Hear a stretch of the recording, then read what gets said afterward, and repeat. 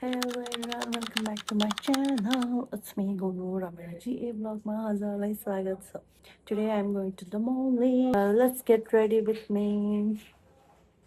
सुरुमा चाहिँ हामी स्किन केयर गर्ने हैन. म चाहिँ भर्खरै नुहाई धुवाई गरेर भ्याएर बसेको हो.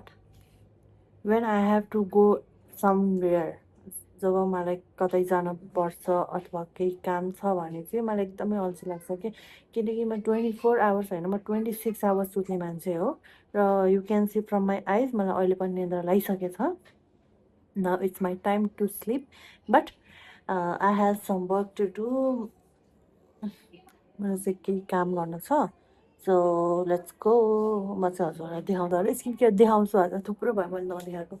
So let's start our skin care. यो ब्यान्ड हजुरलाई थाहा चाहिँ अब के काम लाग्छ भनेर.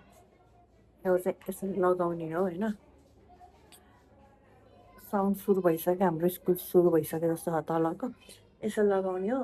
अनि त्यो मुख धुन्छ नि, मुख धुने बेलामा हामीले चाहिँ यो युज गर्छौँ कि यसलाई के अरे भोइस ओभर गर्छु किनकि अब तलको साउन्ड चाहिँ एकदमै ठुलो आउन थालिछ. अनि त्यस कारणले चाहिँ मेरो भोइस नसुनिकन तलको मात्रै आवाज सुन्नु होला. त्यही भएर लेट्स स्टार्ट. म चाहिँ यो चाहिँ भोइस ओभर गर्छु है त. सुरुमा चाहिँ हजुरलाई थाहा छँदैछ, first we will use rice toner. हामीले चाहिँ यसलाई मजाले सेक गरेर अनि राइस फेसमा अप्लाई गर्ने. यसलाई चाहिँ डाइरेक्ट युज गर्दा नि हुन्छ, अदरवाइज हातमा कि त्यो के भन्छ कटन प्याड्सहरू आउँछ नि त्यसमा हालेर नि युज गर्न मिल्छ. बट मैले चाहिँ यसलाई हातले गर्न प्रिफर गर्छु. After that I will use centella tone brightening ampoule serum. मैले चाहिँ त्यसपछि यो सिरम युज गर्छु होइन. यसले चाहिँ हाम्रो स्किन टोनलाई चाहिँ एकदमै ब्राइटनिङ गराउँछ र हाम्रो स्किनलाई चाहिँ एकदमै स्मुथ लाग्छ. मजाले सबै ठाउँमा अप्लाई गर्ने, फेसको एरियामा धेरै जस्तो मैले चाहिँ आइसको तल लगाउँछु होइन. अनि यो सबै अप्लाई गर्ने बेलामा चाहिँ मैले चाहिँ 2-2 मिनटको ग्याप राखेर लगाउँछु होइन. अनि after that I am using the moisturizer. त्यही एस्टेरियाको अटो बेरियरको मोइस्चराइजर चाहिँ मैले युज गर्छु होइन. यसलाई चाहिँ मैले भनिसकेको छु यसको चाहिँ फ्रेग्रेन्स हुँदैन, बट इट्स रियली अमेजिङ. यसले चाहिँ मेरो स्किनलाई एकदमै हेल्प गरेको छ होइन. अनि यो पनि मैले पुरै इभेन्टली अप्लाई गरेर भएपछि त्यसपछि मैले चाहिँ फेरि सनस्क्रिन अप्लाई गर्छु. सनस्क्रिन पनि त्यही राउन्ड ल्याब बी juice moisturizing tone up sunscreen use गर्छु मैले चाहिँ. त्यही 2 फिङ्गर अप्लाई गरेर होइन. अनि यो चाहिँ एकदमै राम्रो छ कि यसले व्हाइट कास्ट छोड्दैन. यसले चाहिँ एकदम राम्रोसँग ब्लेन्ड हुन्छ होइन. You can see the difference. मैले स्किन केयर गर्न थालेको थुप्रै दिन भइसक्यो, बट मैले चाहिँ डेली युज गर्दैन नि त. डेली युज गरेको भए चाहिँ मेरो स्किन अझै राम्रो हुन्थ्यो होला होइन. Oh I have one more thing, one lip gloss and cheek tint use as a के भन्छ त्यसलाई ब्लस. मलाई चाहिँ त्यो हार्ट सेप मात्रै मन परेको थियो होइन. मैले चाहिँ यो लिप ग्लस लगाउँछु भन्ने सोचेको पनि थिएन. बट त्यहाँ चाहिँ म चाहिँ एउटा दिदीसँग गएको थिएँ नि त, रोजना दिदीसँग गएको थिएँ. अनि उहाँले मलाई यो गिफ्ट दिनुभएको. धेरै धेरै धन्यवाद दिदी. Thank you so much for the gift and I love this. यसको चाहिँ एकदमै राम्रो छ यो ब्लस पनि अनि लिप ग्लस पनि. So I am all ready. म चाहिँ एकदमै रेडी भएँ. So let's go. म चाहिँ दमली गएँ, दमलीको पसलमा छिरेँ. This is my student shop. If you want to buy some new clothes, you can come and visit the shop. Piyush collection हजुरहरू पनि दमलीको पियुष कलेक्सनमा आउन सक्नुहुनेछ अनि सपिङ गर्न सक्नुहुनेछ. अनि त्यसपछि हामी चाहिँ घर गयौँ. घर गएर पनि 2-3 काम गरेर हामी चाहिँ स्विमिङ पुलतिर लाग्यौँ. बट हाम्रो ब्याड लक, दमलीको स्विमिङ पुल चाहिँ बन्द रहेछ. त्यसपछि हामी पुग्यौँ सेराको स्विमिङ पुलतिर. स्विमिङ त जसरी गर्नै पर्यो, जाने नजाने नि.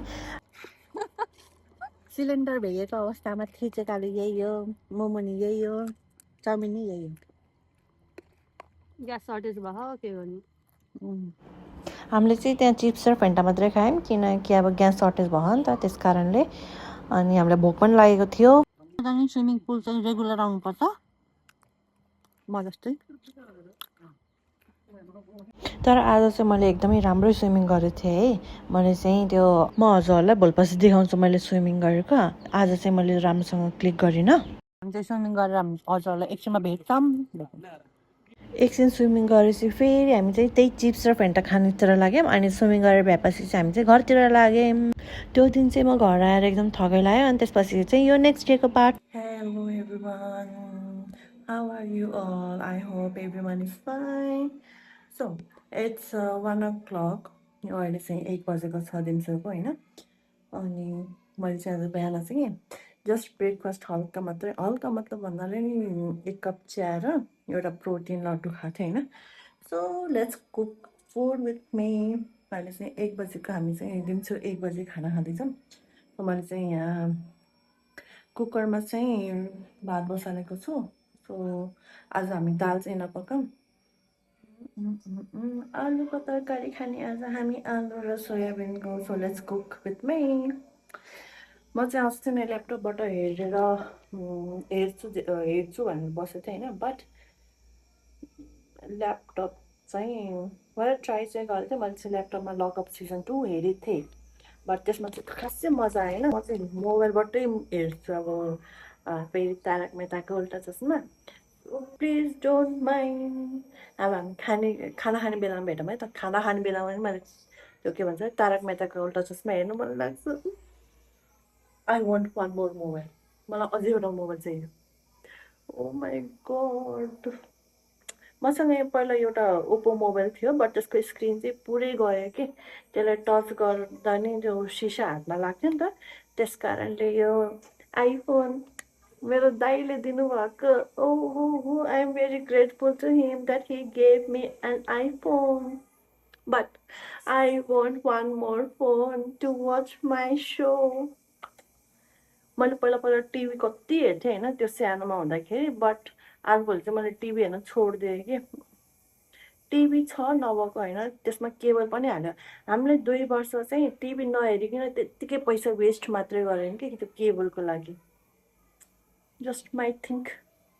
सो मैले चाहिँ मोबाइलबाटै तारक मेहताको उल्टा चस्मा हेर्छु। सी यू थोरै देर बाद। म चाहिँ खाना खाएर दमनतिर लागेँ र मलाई चाहिँ यो टी सर्ट चाहिँ एकदमै मन पर्यो, बट यसमा चाहिँ अलिकति दाग लागेको रहेछ। सो मैले लिगिनँ। यो ब्ल्याकमा चाहिँ अलिक खखोलो रहेछ, गर्मीको लागि एकदम पर्फेक्ट। सो मैले यो लिगेँ। Next day.